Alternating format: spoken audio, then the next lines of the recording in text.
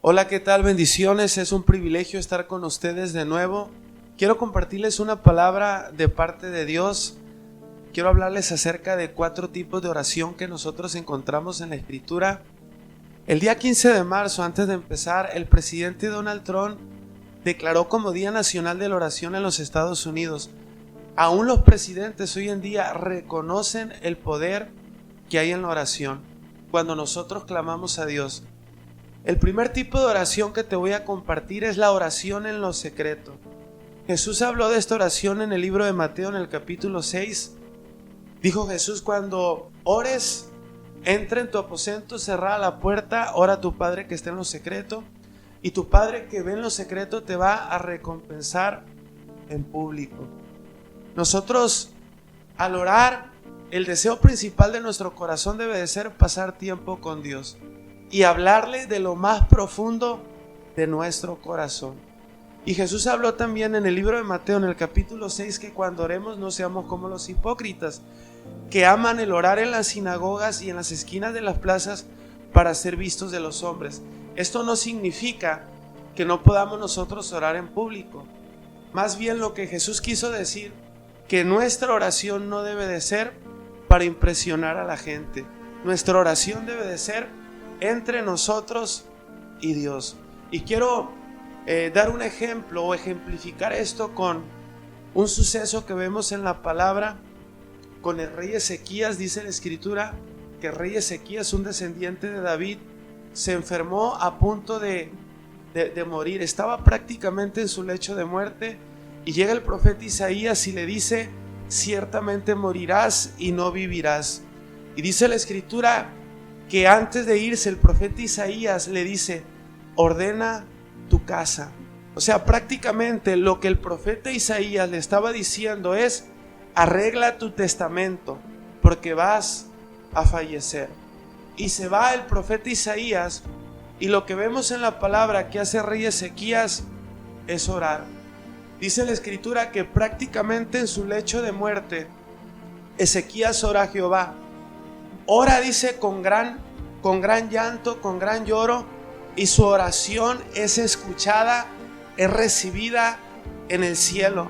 Y dice la Escritura que de nuevo regresa el profeta Isaías con una respuesta de parte de Dios para Ezequías, y le dice: el Señor ha dicho así, Él te sana y añade a tus días 15 años de vida.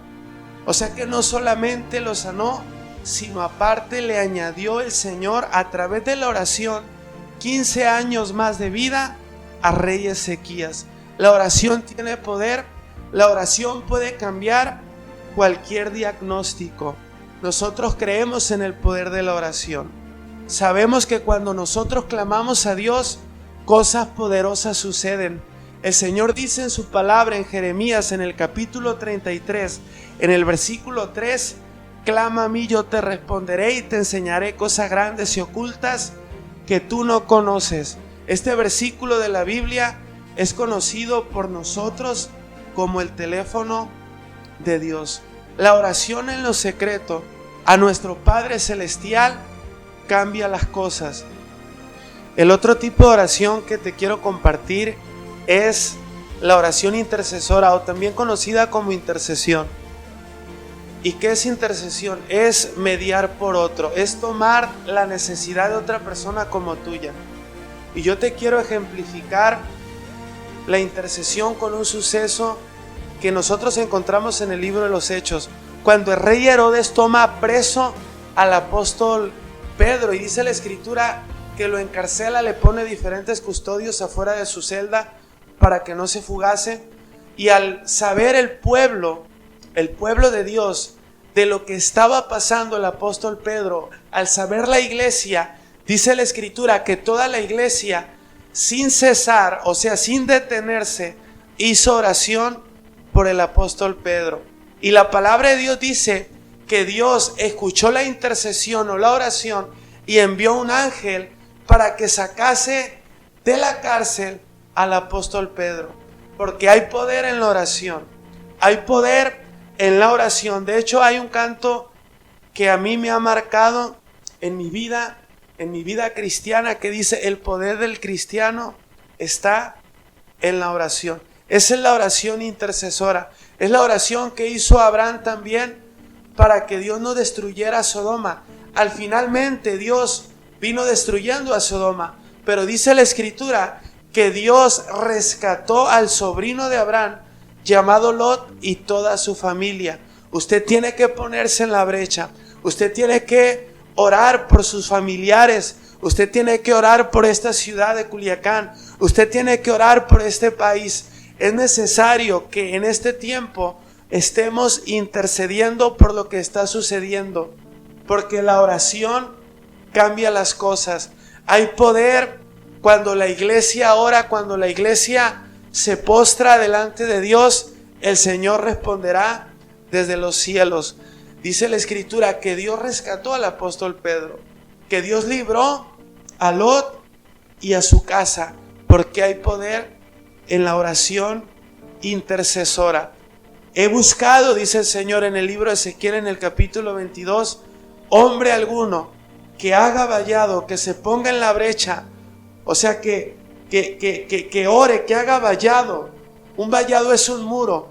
Cuando nosotros oramos por alguien, lo que estamos haciendo es establecer un muro, un cerco de protección alrededor de su vida. Ora por tu familia en el nombre de Jesús. El tercer tipo de oración que te quiero compartir es la oración en lenguas. Mucha gente a veces se burla cuando escuchan a alguien hablar en lenguas, porque son lenguas desconocidas, son lenguas extrañas, dice la Biblia. De hecho, yo cuando recién empecé a buscar del Señor, escuchaba a personas hablar en lenguas y prácticamente pues me causaba risa. Pero el hablar en lenguas es un don del Espíritu Santo. Yo sé que tal vez tú has escuchado a alguien hablar en lenguas. Se escucha medio raro cuando una persona empieza a rabacote y rebecanda y empezar a decir una serie de palabras. Pero esa oración, dice la Biblia, es una oración en el Espíritu. Tú no sabes lo que estás diciendo, pero el Espíritu Santo está hablando misterios. El que ora en lengua desconocida, ora, dice la Escritura, en el Espíritu. Y el apóstol Pablo dice que él oraba en lenguas demasiado. Él mismo lo dice en el libro de Corintios, en el capítulo 14, que es Primera de Corintios. Yo oro en lenguas más que todos, dice el apóstol Pablo, porque tenía por costumbre orar en lenguas. Y el cuarto tipo de oración que te quiero compartir es tomando autoridad. Este tipo de oración está basado en el libro de Marcos, en el capítulo 16, versículo 17, donde Jesús dice que estas señales seguirán a los que creen en mi nombre. Dice, echarán fuera demonios. Y esto lo voy a ejemplificar en la vida del apóstol Pablo. Dice la Escritura que andaban predicando la palabra Pablo y Silas. Y al verlos una mujer, una muchacha, dice la palabra, que tenía un espíritu de adivinación, los reconoció. El espíritu de adivinación que había en la mujer o la muchacha, que ellos eran hombres del Dios Altísimo. Y empezó la muchacha a gritar por varios días: estos hombres son siervos del Dios Altísimo, quienes anuncian el camino de la salvación.